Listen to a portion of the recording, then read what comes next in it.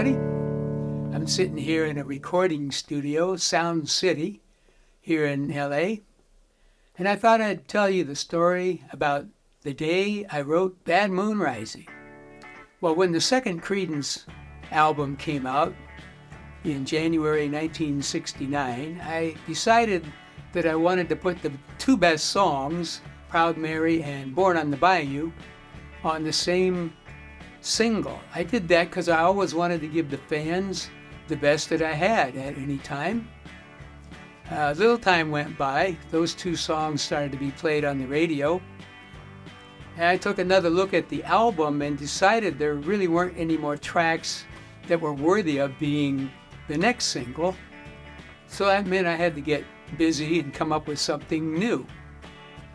I had been toying with the idea of Bad Moon Rising for a while. I'd actually written it into this songbook I started a few months before. You can see that the first entry there is Proud Mary. And a little down the page I had written Bad Moon Rising.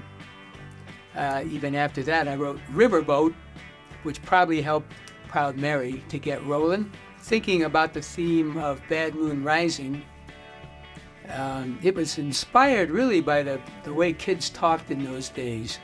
In kind of an astrological sense, people would come up to each other and say, well, what's your sign? And the answer might be something like, well, I'm a Sagittarius with Mercury rising.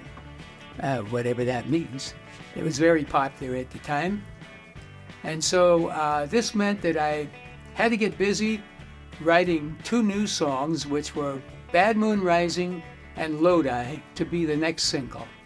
Well, the song itself is inspired by an old black and white movie that I used to see as a kid on late night television. The movie's called The Devil and Daniel Webster, and it's a classic tale of a guy who's down on his luck, so he sells his soul to the devil in return for much good fortune here in his earthly life. He does the deal with the devil, and then a terrible storm comes to the community, and all night long the man is cowering in his barn while he hears this raging storm outside. In the morning, he opens his barn door and he sees that all his neighbors' crops have been destroyed, smashed to the ground, except for his, which are untouched.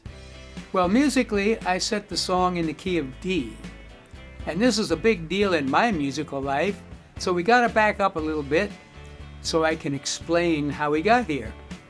When I was a kid, my mom introduced me to folk music, and most notably Pete Seeger, who I loved.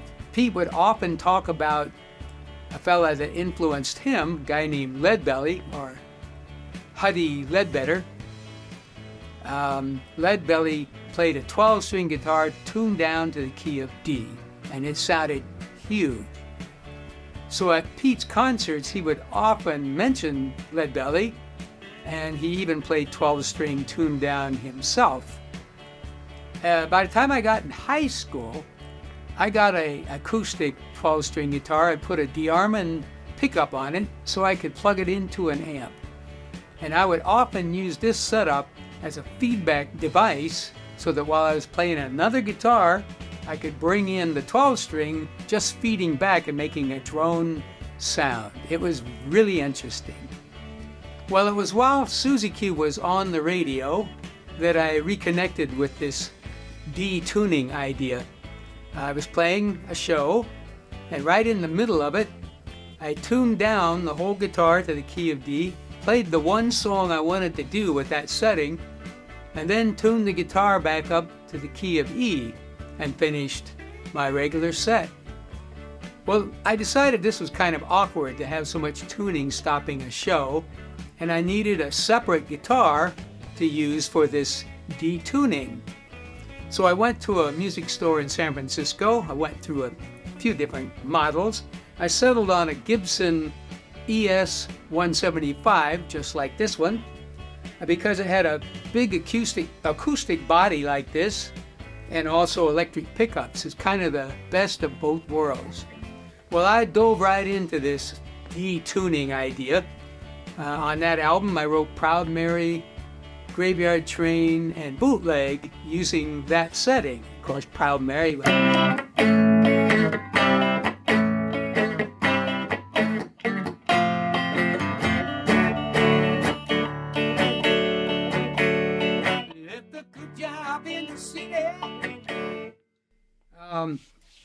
Anyway, by February of that year, I was already showing the band 2 new songs using this tuning, and that would be Bad Moon Rising and Lodi. Then disaster struck. One day after rehearsing with the guys, I drove down to Fantasy's new headquarters in Oakland. This was right across from the Ducky Market. Anyway, I parked right in front on the street and went inside and had a little meeting with the folks there at Fantasy. When I came back out, I could see that someone had thrown a brick through the rear window of my car. When I looked inside, my new 175 and my old Tremulux Fender amp were gone. Now, we were about to record Bad Moon Rising in just a few days. This was an emergency. I needed a guitar to play on Bad Moon Rising. So I drove immediately to a store, a music store that had just opened in Albany. I walked in the front door. I said to the man, "Do you have any Les Paul guitars?" The man said, "I have one." And he pointed over to the wall. I went over there and looked at the guitar and I said, "But it's black." I had been expecting a Sunburst guitar. So I take the guitar down and I asked the man, "Do you mind if I retune the guitar?" He looks at me a little quizzically and he says, "Sure, okay." So by holding the guitar neck up to my ear, I carefully tune it down to the key of D. And then I say, "All right, can I hear it?" So he plugs me into a clean Fender amp, probably a deluxe or a twin. I strum an E chord that now comes out D. Well, it was magical, epical, really. Made the hair on the back of my neck stand up. My eyes got real big. I looked at the man and I said, "I'll take it." You know, that's the opening chord on my version of Midnight Special. Well, you wake up in the morning.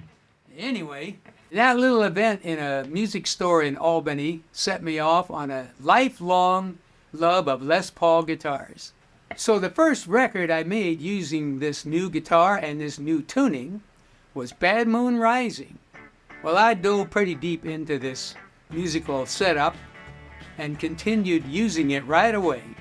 Writing Lodi, Commotion, wrote a song for everyone, Down on the Corner, Fortunate Son, Cross-Tie Walker, Feelin' Blue, and of course, Midnight Special. Well, that's the story about the day that I wrote Bad Moon Rising.